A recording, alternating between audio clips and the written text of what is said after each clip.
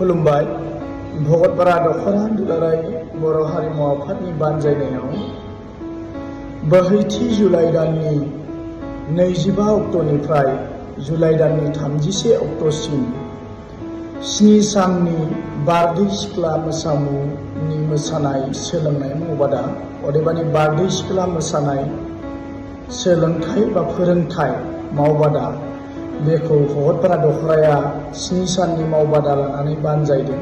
बेखायनो गेदेमा भगतपारा हालामनि गासै हारिमु अनफावरि आइ आफा रायजो राजा आरो मोसाखावरि रिंगु दामसा नोंथांमोनखौ बे 7 साननि बारदै सिख्ला मोसानाय सोलोंनाय मावबादायाव बयखौबो लैहोर लैहोर फैनानै बाहागो लाफैनो जों भगतपारा दख'रानि जानानै बयखौबो गेवलाङै खावलायहरदों। जायगाया जाबाय भगतपारा दख'रा दुलाराय बर' हारिमु आफादनि मावखुलि। खालारा जाबाय 25 जुलाइ, समा जाबाय बेलासि 3 रिंगा। बयखौबो बे मावबादायाव लैहोर लैहोर फैनानै बारदै सिख्ला मोसानाय मोसामुखौ सोलोंफैनो जों दख'रा आफादनि जाना बयखौबो खावलायहरनाय जाबाय।